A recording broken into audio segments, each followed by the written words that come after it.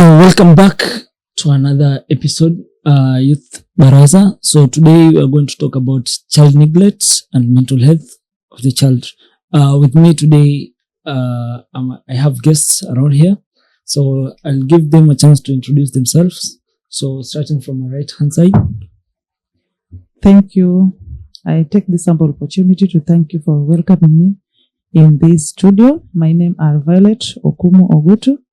I am the founder and executive director of Testimony Community-Based Organization. Testimony, we deal with young people with disability where children are being included. Thank you. My brother here from... Thank you. Thank you so much for having me today. My name is Joseph Mwangi. I am a former street child. I am a counselor. I'm an entrepreneur. And I'm very engaged with Wema Center, with a lot of, charity work and helping street children mostly and drug addicts. Okay, thank you. And I'll be your host, Amir Asmara. So, labda tuanze na Violet.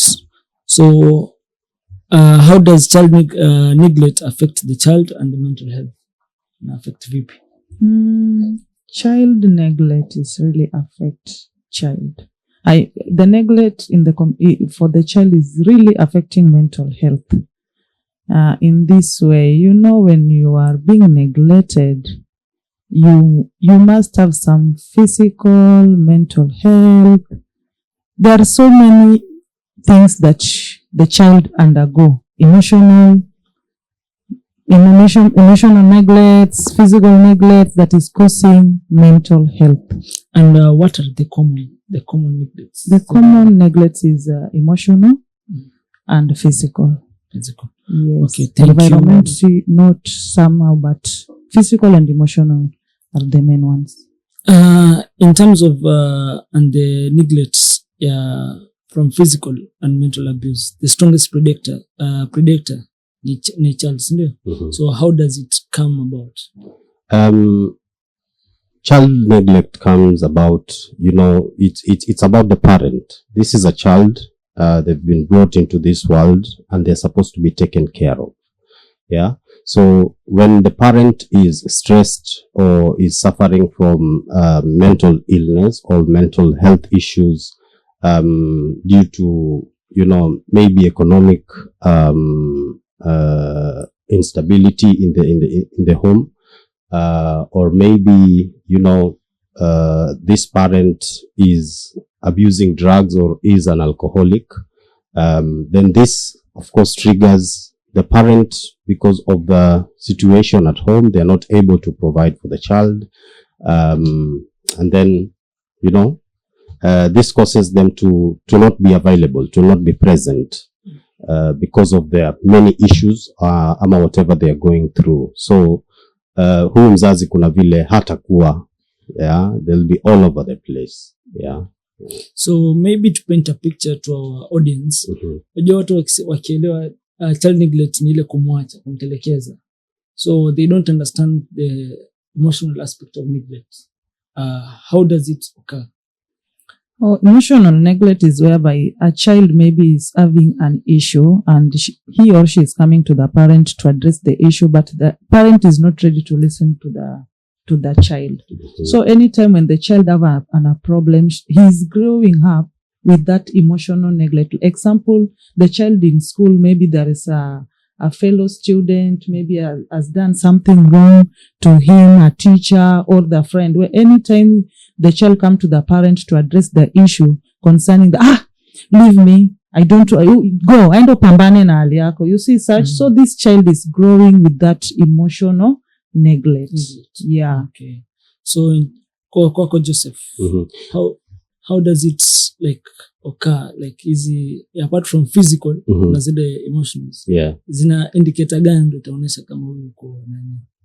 Indicators, kwanza labda nitaje, I'm somebody who's grown up in the streets. Yes. And this is, because as a little child I was neglected. My mom was never present. So these are some things, this is something that has really affected me growing up. and how I interact with people, my mental health, my socializing, peer, how I interact with my peers. So I would say self-esteem. Yeah, it really affected my self-esteem as a person growing up. I faced a lot of peer pressure and not interacting very well with people. I withdrew from the society and interacting with people because I felt like I was not like them. I didn't belong to the community. So at some point in my life, I really wanted to fit in, and because I want to fit in, I want to people please. Yeah, for me to be accepted by this type of group, then I have to do what they're doing. Yeah, I have to please them, give them, and this is something that is still haunting me to date. Yeah, and it's because of how neglected I was, how I didn't grow up with this parental love, with parental guidance. Yeah, so self-esteem, peer pressure, and being withdrawn from social interactions with other people. Yeah, those are some of the indicators. Yeah. So to the audience there, so it's not, you can be there physically, but emotionally you're not there. So that is neglect pia. So in the current generation pia vile watu wengi wana interact, people are moving out, tukombie kutafuta pesa. Tunasahau kama tuko na watoto. So Madam Violet amesema na pia na disabled, sindio? Yes. So how disabled pia, what are some indicators zile wako nazo? I know many huwa ni sana ni emotional. So sana si physical. Labda tukienda kule mashinani, the wengi wana tend kuweka ndani. So they feel neglected by the society. So how does it occur kwa ambao sasa mko nao ambao mnawasaidia?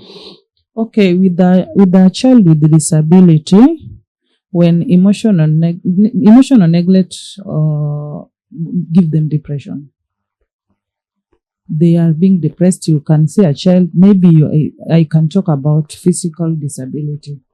You see, when you have physical disability, this child needs a lot of support of the parent. When he want to go maybe in a washroom, anything that he want to do, maybe he need a support from the family or from the parent. So when the parent is always ignoring him, he's growing with that emotional neglect that is causing depression, that is causing not to have, lowering self-esteem, not interacting with people, hiding himself. Those are some of the indicators. Yeah, apart from even person with disability, if somebody has no disability, the neglect affects so much. What about the person with disability? I personally grew up with that neglect. And when you are having a neglect, emotional neglect, when you don't have a parent, you don't have guidance.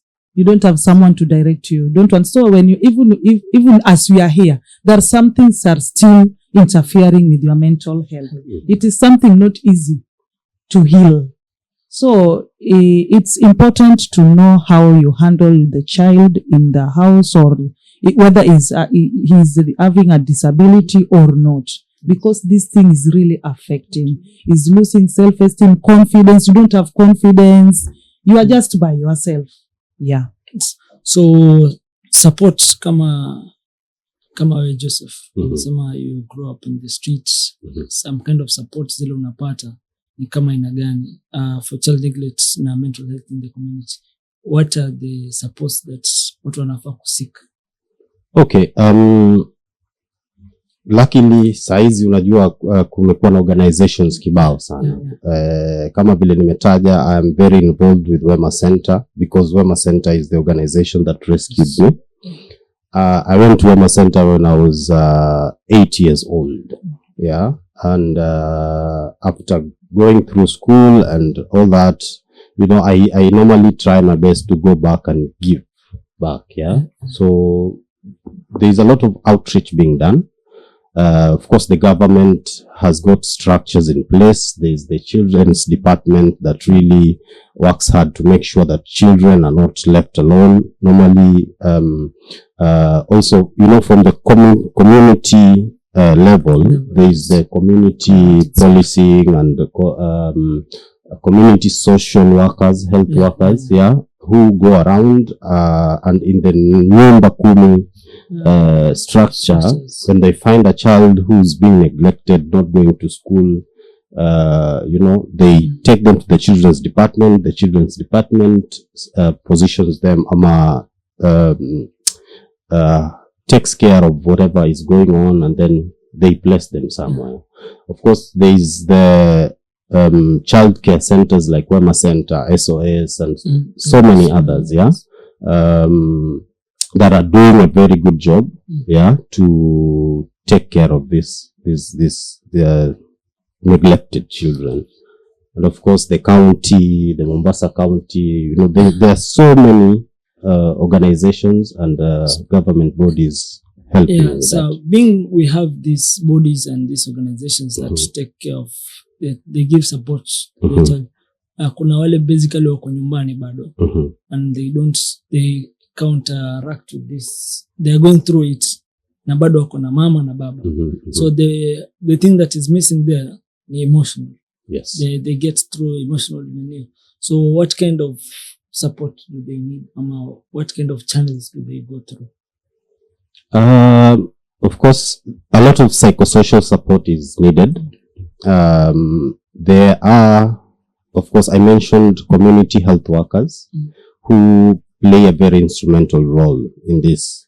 If a child is at home still living with their parent, and the parent is either, blocking the community from seeing what this child is going through, then these people come in and they talk to the parent or counsel the child by helping them really understand what is going on, instilling hope in them, and of course intervening to see how they can solve save this child from the abuse that they are going through. So sometimes we tend to blame the child of joining gangs ama nini, but we don't really realize the problem ilianza wapi. So labda Madam Violet tutasaidia the current statistics za the child neglect ama in the coastal region, ni statistics gani ambazo zinasema mental health ya watoto vile iko? If you have the statistics ama. Okay, what I can say, when you're talking about things that leading these children maybe to drug abuse or gangster or whatever, the cause of these things first, it starts from the parents. You find this child is growing up in the house, there is no somebody who is supporting this, especially boy child. By the way, the boy child are being neglected in all areas, not in organization, not in government, not in the home. Everyone will tell the boy child, you are coming to the parent, you have an issue. The parent, when mwanaume kazana, ukiwa shule mwanaume ali, ukienda kwa government, you are impregnated a lady out of love, but the lady ataskizwa, the boy child ataskizwa. So you find this boy child hana room ya kuskizwa with anybody. When he joins somebody who is using bangi, he will see love. You see? Gonga, nipe, nikupe, whereby the parent has no time even to talk with the boy child. You find like pads, zinakuwa kupeana kwa girl child. Every organization is working for girl child. What about the boy child? Hakuna vile unaweza expect a community where it is being empowered without empowering a boy child. Kwa sababu, yes, you are empowering this girl child. Who will marry this girl child? Nobody. So statistics first, we must know where the problem is coming from. We must start with boy child. Me, I'm standing with the boy child. So it's good that Ondo Nongea. It's good that Sisi Atonge Ondo Nongea. Yeah, I'm standing with the boy child. There is no way where the community will stand and grow without a boy child being empowered. Because yes, nowadays you find in a family, the parent is now is much on a girl child, even in education. Now I have a certificate, I have a degree, I have a master. A boy child is in Jengo. Who will marry me? Yeah. I'm having a class now. So my parent will not allow me with my degree and masters to be married with somebody who is in Jengo. Yeah. So the statistics let us empower boy child. If I may, statistically, this is something that is really broad. Cases ziko mingi sana. A lot of children, we see them on the streets and even in the community. Unajua ukitembea vizuri utaona vile watoto wameachanishwa na hakuna mtu mwenye anawashughulikia na vitu kama hizo. Numbers are big. I can't mention the exact number, but because we are here talking about it, this means this is something that is really affecting our society, it's affecting our country, it's affecting our county, and it's broad. I mentioned earlier about me, because of my neglect, me being neglected as a child, not being able to socialize well with people. And when it comes to peers, because I didn't get the opportunity to be told this is how you do, this is how you interact with people, this is what you I was not told that. Yes, niliachwa mimi bana wewe jipange. So kuingia kwa society namna this naona okay, so pale hivyo kuna watu wenye wanavuta bangi. No, kwa hivyo nikivuta bangi ama nikinywa pombe mimi nitakuwa mtu wa watu, twende nalo. So mimi naenda na hiyo gang. Baadaye ndio nakuja na realize this is, you have messed up. And these are things that have happened to me. I was an alcoholic at some point in my life, and I thank God ya kuwa yani niliachana na pombe. But of course, because of being neglected, I don't know how to interact with people, I don't know how to socialize, I don't know how to make friends. So for me to be your friend, na wewe ni mtu wa kanisani, nitaenda kanisani. Kama wewe ni mtu wa kwenda kwa club na nataka kuwa rafiki yako na pia nataka watu waniongeleshe, of course I will do that. So tunasema hizi tunazita the mental trauma and disorders. So alafu pia hizi ndo zinapelekea paka the child sasa anakuwa mtu mkubwa mpaka anapelekea kwa familia yake. So you find this thing is coming on a chain. When you are growing up with mental health and obvious you are growing up, and like now you grew up with that neglection that caused a mental health. When you will have a family, and of course you are now growing another family, you as a parent also having that mental illness, which will affect this child. So what we can do first, I think we should create awareness of mental health with psychosocial support services. As parents, we should have enough time with the children. You see, especially single mothers. You see, when you are brought up with a single mother, this child has a lot of mental issues because anasikiza maneno mengi in school. These children of single mothers, especially teachers, have some terminology that is really affecting children in schools. I think it's single parents. Single parents. Sasa hizi ni baba amebaki na baba kuna nini amebaki na nini? I don't have an idea on the single daddy, but being a mother, so you can talk about a father. But I know that thing is really affecting people, especially when you give birth to a boy child. Me, I'm still on a boy child. You see, when you give birth on a boy child to a teen, early pregnancy, you see such things. So when you didn't get married with this child already is having mental issues. Kwa sababu there is this thing in the community like, sasa mtoto wa kiume wapi shamba, you see such issues. So this child is growing up. Yes, this baby daddy, nor this the husband of my mother is taking me to school. Yes, he's educating me. But what about in future? This thing is really torturing this child. So we should first make these children to look equal. Girl child and boy child. Let us make them like they are the same. No one is important than another one. Yeah. So tulika hapa tukazungumzia kuhusu mental health in general as adult. Tukasema mwanamke ni shingo na mwanamume ni kichwa. So you cannot amend the neck without the neck. Yeah. So hizi vitu zinaendana. So in terms of the impact that it creates, what are the kind of impacts that a mother's mental health inaenda kwa mtoto? The impact that it creates. We don't understand the impact ile kubwa inakuja. Watu wanaona tu mtoto atu ametoroka ameenda kwa street. Yeah. So in terms of the impacts that tuseme Joseph mpitia. So what are the impact to the extent zimeenda? Impact ni kubwa. Very broad na inakuaga catastrophic, if I may use that word.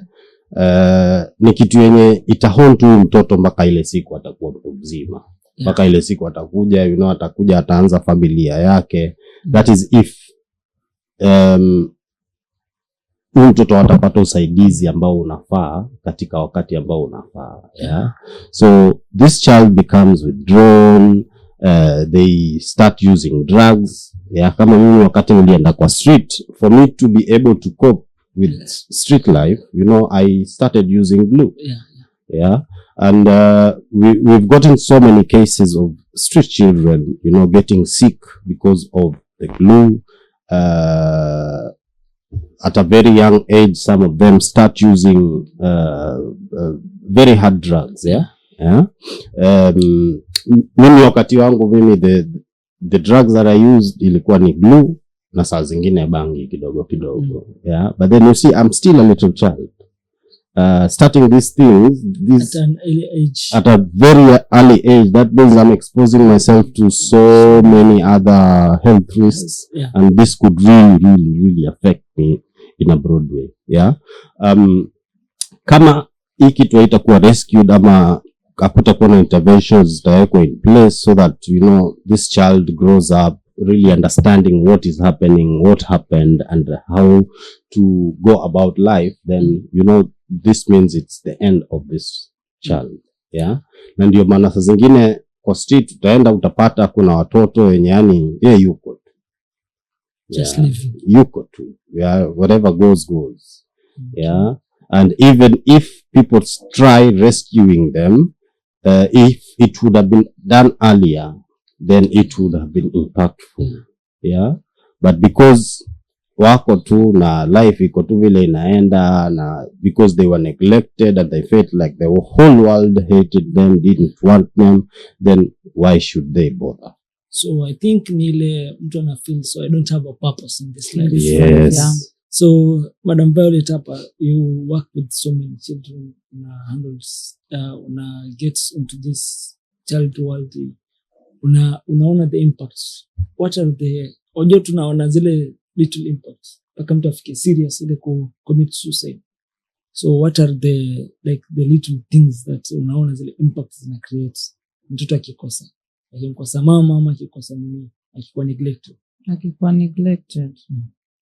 Well, there are so many, just as the way my brother has said.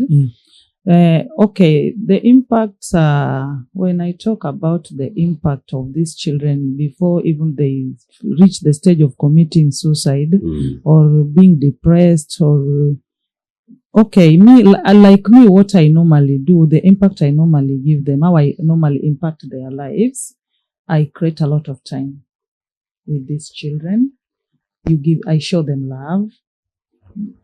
I normally tell them, I love you and God loves you. You see, when you heard this word, I love you, even if you are in a certain situation, you see the child will, kumbe bado napendwa. There is somebody who loves me. So I normally use this word of I love you.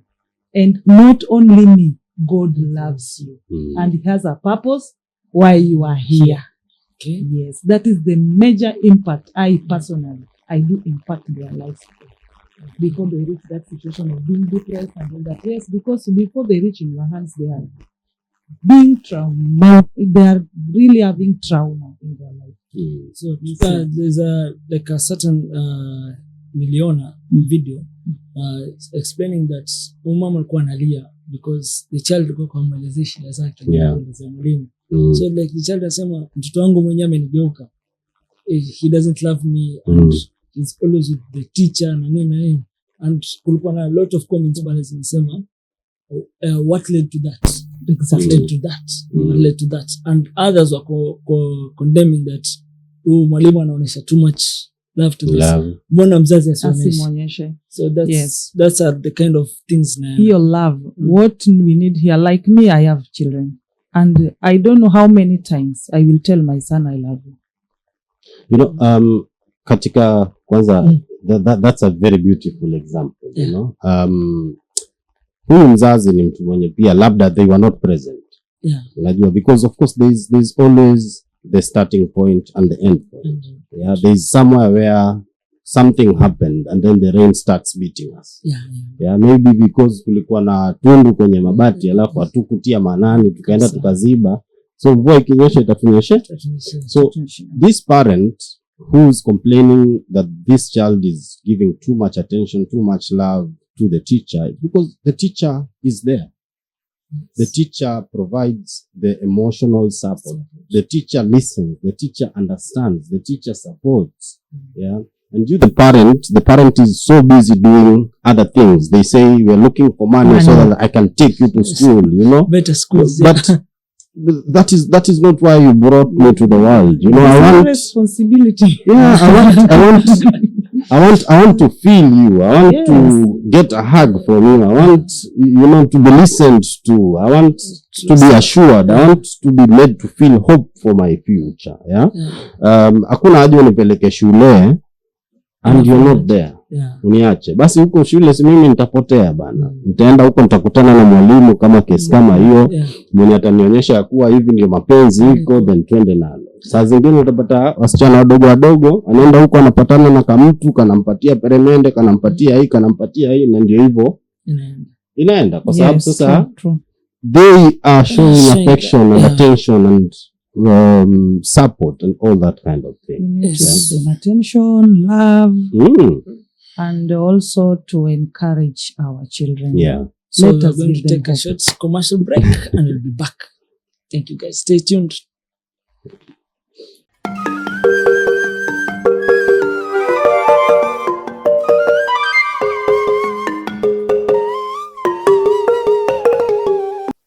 Welcome back, dear viewers. So sahii tunaendelea kuongelea kuhusu the mental health ya child neglect pia. So sahii tunaongelea to the safeguarding protocols. The protocols gani channels zile watafuatilia in the community and the child pia. Tuanze na kwa Joseph. The protocols, many, like I mentioned earlier, many organizations exist. Of course, the government has put in place various mechanisms through the social protection department. There's the children's department. There's the police. In every police station, there's a child protection unit. Wenye huwa watoto wakiletwa kwao, they either take them to the children's department wenye pia sasa wana jaribu kuangalia hii situation itakuwa solved namna gani. There are rescue centers. Rescue centers kama vile nimesema Wema Center, there's SOS and so many others zenye zina exist hapa hivi Mombasa and throughout the country. These organizations do what is called outreach, and through the outreach they get to interact with these children and then they rescue them and take them to so that they can get the necessary care they need. The government hospitals also nowadays have the child protection units as well. And they provide psychosocial support and all that kind of thing. Of course, this child is going to school, or if the child is not going to school, they can be helped by the police, village elders, chiefs, all the community mechanisms that exist. Kama anaenda shule, there's the counseling aspect in every school nowadays, which is really, really helping. and through that, you know, the child can be able to get the necessary help, kwa sababu sasa yule counselor ama mwalimu ata realize huyu mtoto kuna vile akona issues kadhaa, self esteem, withdrawal, peer interaction na vitu kama hizo, then they are able to step in and rescue this child. So if I may put it, kama I can really recall tukiwa miaka nyuma baadaye, miaka nyuma iliyopita, kulikuwa na a lot of this advocacy, creating awareness of the child, but in the recent years imepungua, and sasa ndio tunakuja ku realize ilipungua, ndio imeleta hizi impact. So do you think that the community tulifanya vizuri ama at what point tulimesa katikati? Because at that time mtu kimwambia mtu huyu ni street child na mtu amekimbia kwa nyumbani, na kama inashtua, but sasa mtu anaona it's a normal thing.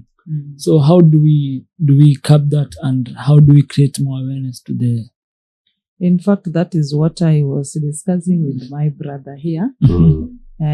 You see, safeguarding, first you are talking about the past people were creating awareness, which is very important. I think we should create awareness, because when you say child protection, yes, child protection is the key, yes, but some are not genuine. When you're talking about maybe your story, street children, not all of them are genuine. First, we should create awareness of poverty. We should teach more about poverty, because you find poverty is the cause of even mental health. In so many cases, you found change in a cause mental health in so many people, families, it starts with poverty. So when you find a child being neglected or being taken, or a parent to dump a child, you cannot find a parent who is financially stable dumping a child. Even if I'm a to member with anybody. But because the parent anaona like, I cannot bring up this child, that's why she's taking a step of going to dump a child or to neglect the child. Babako ndio aletea shida. You see such words. It is because the parent is really struggling. So we should teach more about, we should work on poverty in the community. We can, I don't know how I can put it, but you know, poverty starts from the mind. It's not from the pocket. I think we need knowledge more about how to overcome poverty in the community, where we can have so many like skills empowerments. We create entrepreneurships. You see, when we do such things, you will find even neglection zitapungua in the community. I think hizo saizi ziko nyingi. We are creating more skills kwa hawa watoto, and they have all the new, but what they are lacking kuna ile emotional support. So unaona mtu sana na chat, anaangalia kwa simu, so they have friends ambao they are not physical, ni virtual. Send unasikia kuna virtual assistants. If you need a virtual friend, mtu yako hapo. So these are the things watu wana miss sana. Alafu the things that they use to curb this, sengine ni hizo drug abuse. So you tend to condemn the outcome ama results za hizi neglect. Mtu kutumia hizi drug abuse, tunakuja ku neglect, tunakuja condemn baadaye, na mlaumu mtoto kwa nini anatumia zile vitu, but we don't know really what's the cause. If I may, you know, we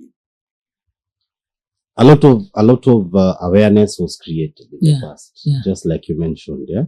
Na watu walienda nje, you know, let us rescue children, let us curb drug abuse and alcoholism and all that kind of thing. But then people are only focusing on the girl child. Forgetting boy child. People are only focusing on the girl child. Kila mtu alikuwa ni girl child. Kila organization ikianza girl child. And then ikafika pale sasa hakuna wasichana wengine sasa wa kurescue. Kwa sababu kila mtu anapeana pads, kila mtu anafuata wasichana maybe wenye washakuwa wakubwa, washaanza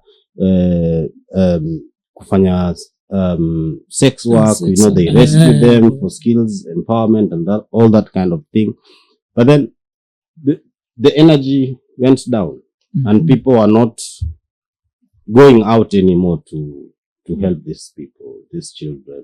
And this again caused a lot of stirring in the community, na watu wakaachanishwa, na ndio hivyo rahisi tu unapata tu, yani watoto wamekuwa wengi, kwanza mavijana boy child wengi sana. Even in children's home you will find a children's home of having 45 children, but 40 are boy child. Only 5 are girls. So si tunatend kusema the African culture ni mwanaume kutoka itafutia. So I think pia zamani watu kwa nasema baba huwa anafukuza mtoto wake afika miaka 18. So and now it's like sisi tunapitia hizo trauma bado tuko nazo. We are having those struggles paka sasa. Mtu paka sasa hana nyumba, hana nini, anaangalia nilifukuzwa mimi. Ile kitu anasema nilifukuzwa bado yuko kwa kichwa yake.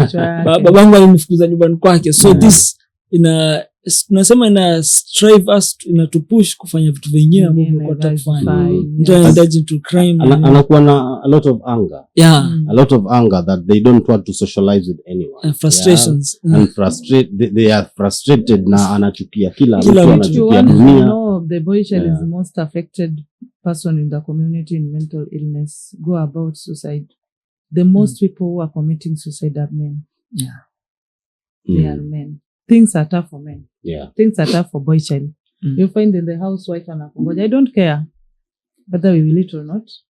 Uko kazini hivyo. So you find nobody to talk to, nobody anakukaribisha, nobody.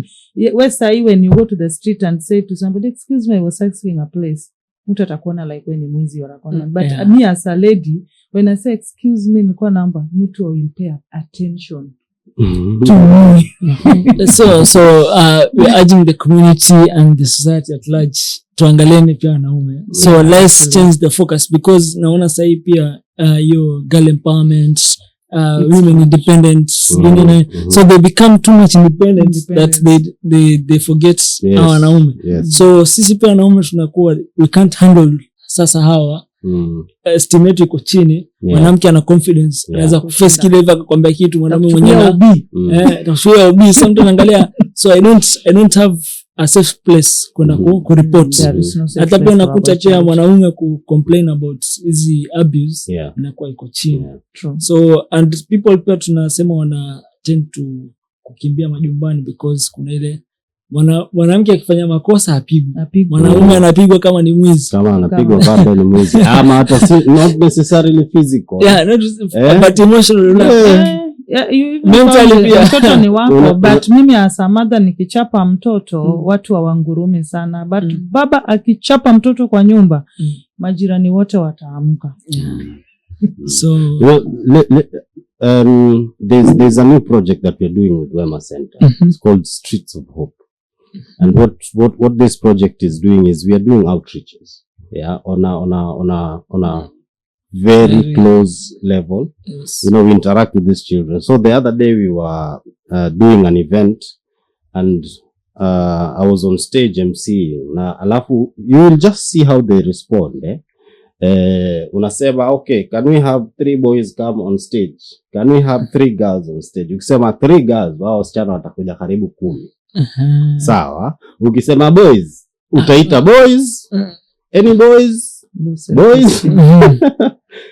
Because they are withdrawn. They feel like nobody is taking care of us. Nobody is looking after us. So ni shauri yenu, fanyeni vile ambavyo mtafanya bana. Maisha iendelee.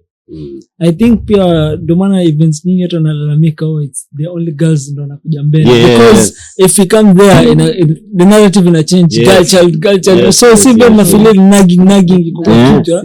So tuna why should I bother, and they're not even listening to me. Alafu pia kuna story nyingine I was following through about boarding schools. So ni watoto walikuwa they having this conversation kwa Twitter. Wanasema sisi tunapelekwa boarding school, when we come back we don't feel part of the family. Tunakuwa like tuko isolated peke yetu. Ama sisi wenyewe pia they end up withdrawn from the family. They tend to have these friends ambao wako nje sasa. So they don't feel the bond pia na watoto. I also grew up kwa orphanage. Saa nimekulia kwa boarding school since I was 2.5 years. So nikitoka pale the bond with the family pia inakuwa haiko kabisa. So you don't feel pia part of the community. Unaona kila mtu anakuangalia different. Amekuja leo. Okay. Is like this. Ako hivi. Anakujudge. So you don't feel part of it. And the conversation ikaanza kuchange pale chini. Why do parents take watoto cool? Because they want to have the free time. So they don't feel wajua pia mtoto akimpigia mzazi wake anamwambia kidogo niko mahali. That's the time that mtoto anataka anatumia. So pia kuna story nyingine we saw inaenda viral uzunguni in the western. Wanasema mtoto akipelekwa skuli the daycare anaenda forget everything, kila kitu anacheza na toys na nini. The moment akiona mzazi anaanza kulia. Why is that? Akiona mzazi anaanza kulia like huyu mzazi wangu anakuja kunichukua nini, I want to be here. So what's the narrative ama the input zile ziko hapo? Yule mtoto akiwa pale kwa daycare, unajua ni kama vile tu tulisema mara ya kwanza. You know, they get toys and fun and they interact with other children and they are playing. But kama huyu mtoto wewe mzazi umekuja kumchukua mrudishe nyumbani, kule nyumbani yajuazi kule hata hakuna toys, kule hakuna watoto wenzangu, kule wewe tu ni kwenda tu kunikalisha, ama wewe ni kunipigia tu kelele, ama ni kunipokea, ama ni kunini, unajua don't do this, don't do that, don't put on the TV, don't. And also about boarding school, it depends on the parent. Okay, you've taken the child to boarding school. Do you visit them? Are you calling to check on the child? Are you interacting with the child hata saa zile hayuko karibu na wewe? You know, which is very important. Neglecting this child ni kumpeleka huko na wewe kusema mimi niko busy. Hata mtoto akikupigia simu wewe ni zile za wewe usinipatie headache. Ama all you need ni unataka nini? Pesa. Hata saa zingine wengine hawapeani hiyo pesa. Nakwambia nitakutumia mazee, yule mtoto unamwacha kule hivyo na ma-stress. Akiangalia wenzake wanaenda kwa canteen, wanakula maangumu huko na machapati. Alafu yeye yuko tu hapo, kazi yake ni nipatie nisaidie, na yeye yani ni kuombaomba. So mtoto kama huyu pia inakuwa ni rahisi kwake kukua influence na hao marafiki zake kufanya vitu ambavyo sizo. Ama labda hata pale hivyo shuleni anaanza tu kuiba vitabu labda ndio auze, ndio so that they can fit in, unajua. So it's up to this parent. Mtoto ukimpeleka boarding school simwachanishe huko. Don't neglect this child. Be with them. Call the teacher. Ask to talk to the child sometimes. Visit the child sometimes, so that you know they still feel like they are a part of. Ndio akikuja akirudi nyumbani, ile time yake amerudi nyumbani, ana feel huku bado ni kule kwetu. Okay. What's your take on that? My take on that is just I'm just with you. Because when we are taking a child to boarding school, I personally cannot take it depends with the age of a child. You know, there is a age a child need parent most. And there is a age a child can depend on himself or herself in terms of kufua and all that, or kufikiria, being responsible. You find a parent, a child is in standard 3. Surely you have taken this child to a boarding school. Like seriously, this child will grow up feeling neglected. No matter how unajisifu, you are taking care of this child. But in real sense, this child is not feeling you. The happiness of a child is coming from school, or she's coming from school and getting the parent asking, oh, mommy, oh, how are you? Oh, blah, blah, blah. Apart from even boarding school, some are in day school and they are in boarding school.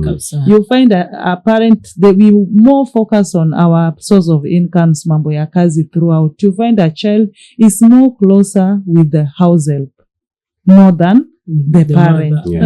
You see, ukiamuka in the morning, the house help is the one who is showering the baby, is the one who is taking the baby to school. When in the evening is the one who will take responsibility of how the child is taking his meals.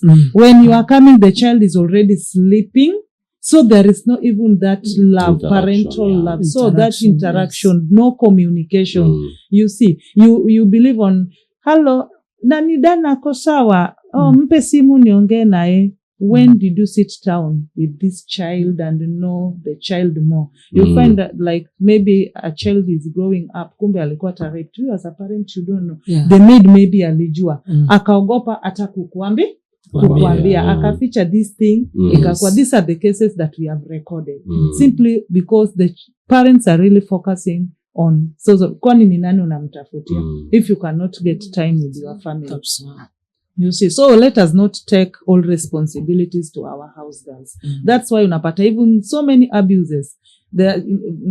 Sexual abuse, maids are really doing it. The house helps are really doing for our children without the parents knowing. These are the cases that we have recorded. Unapata the boy is still young, even 9 years, 7 years, and the house help is forcing this boy to have sex with him. So this child is growing up. I saw that post in social media. The man explained that he was raped with the house help when he was 9 years. And he grew up without his parent knowing. Now he's 38 years. He fear women and he cannot marry. You can imagine such cases. So you see, this person feel like my parent neglected me. They left me with a maid. You find even a parent is trusting a maid. That is environmental now neglect. You are giving a house help a child to sleep with. Wendo lale bedroom na msichana wa. Yes, you trust them, but environmental neglect is also affecting children. Yes, there is that environmental neglect whereby also mambo ya dressing. Unapata the child, the way you are dressing the child. Mismaida nguo ni kubwa akienda kule na unavanga nguo kubwa you see. So this child is growing up na ile fear, yani hana ile self confidence like I'm smart or because all the time people are complaining that hii nguo imekubana sana, hii nguo ni kubwa sana. So all these things in neglection is why people are just thinking of ile tu kuenda ku dump or not communicating to the child. It is really wide and it is really causing mental health, environmental neglect. So for recent years tumeona watu sasa wanaanza ku advocate for mental health. Kila kitu, kila organization sasa mental health. Because mimi na feel sahi is the tumeitackle dakika mwisho. It's like in the verge of collapsing huko chini. Sasa kila mtu anajaribu kuivuta juu and tunaachilia vitu zingine. The same as the boy child vile anaachiliwa. Sasa ndo tunaanza kumwokota huko chini kumleta juu na kwa ngumu. So I feel that we need to change the narrative and as a whole pia mimi wewe and the community at large. Hata wanatuangalia, we need to change the narrative and create more awareness to the child neglect. So what's your words to the community about neglect? My words to the community, I may encourage every parent to take responsibility to each and every child, whether it's a girl child or a boy child. No, don't concentrate so much on a girl child more than a boy child. When we talk about sexual abuse, even boy child is being abused. But people are concentrating on a girl child amekuwa raped. Even boy child are being raped. So let us put our focus on both children. And let us create a lot of time with our children. At least to avoid that child neglect. So Joseph, what is your advice to the parents and the youth pia ambao wanakuja saizi? Despite they are going through the neglect patia. So what is your advice to them? If I may, nakumbuka at some point in my life after being rescued to Wema Center, I came to learn that all I ever wanted was just a hug. To be loved, to be told, you know what, I love you. To be told you are important, you matter. we should take care of children. It doesn't have to be necessarily your child, and that is why you'll find there's a child who will go to boarding school and not want to come back home, because at school the teachers and the system that's there is really helping this child feel a part of.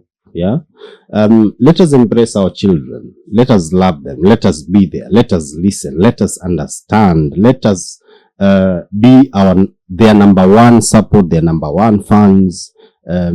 Let us be ready, be willing to really see the best in our children and to support their dreams and what they believe in, what they want out of life, and of course provide guidance where necessary, so that unajua huyu ni mtoto, ni mtu mdogo bado ana grow.